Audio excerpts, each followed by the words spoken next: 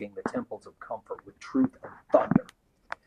These people honor me with their lips, but their hearts are far from me. Matthew 15:8. Woe to you, teachers of the law and Pharisees, hypocrites! You shut the kingdom of heaven in men's faces. Matthew 23:13. The world does not know him, neither does the church built to impress the world. John 1, paraphrased. The Jesus we preach. The real Christ was born poor, raised obscure, not conveniently attractive, without a building, a bank account, or a brand, a threat to power, not a puppet for it. He healed without charging, spoke truth that emptied rooms, and led with fire, not flattery.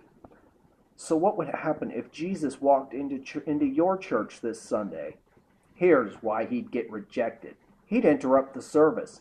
He wouldn't wait for a second song and the vibe check. He'd flip the coffee table in the lobby and call out the merch at the back.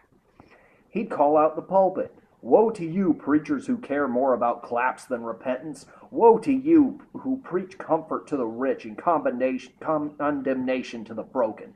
Woe to you who live in mansions while the widow eats crumbs. He'd speak to the wrong people. That trans woman in the back row, he'd eat with her.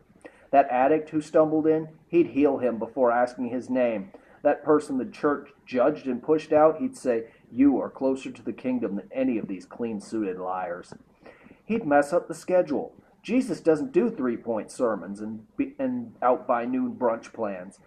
He teaches until demons flee, hearts break, and chains fall, no matter how long it takes. He wouldn't care about your branding. Your fog machines mean nothing to the one who rides clouds. Your logo doesn't impress the one whose name demons tremble at. Your tithing message won't manipulate the one who flipped the tables in the temple. What the church wants is a safe Jesus, a commercial Jesus, a Jesus who votes their way, a Jesus who blesses business and ignores the broken, a Jesus who doesn't talk about hell, justice, sexual sin, or self-denial. But the real Jesus, he says, deny yourself, take up your cross, follow me. That's not marketing. That is a war against your flesh. So what would happen? If Jesus walked into most churches today, he wouldn't be handed a mic, he'd be whispered about. Board members would escort him out. Security would follow him to the parking lot. And he'd walk away just like he did from the temple in Jerusalem, saying, your house has left you desolate.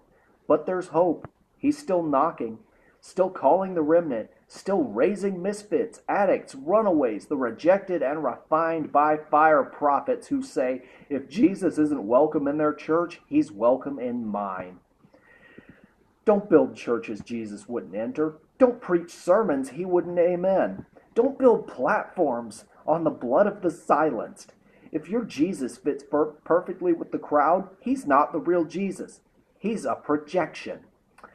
But if he offends, overturns, uplifts, and redeems, you're finally seeing him.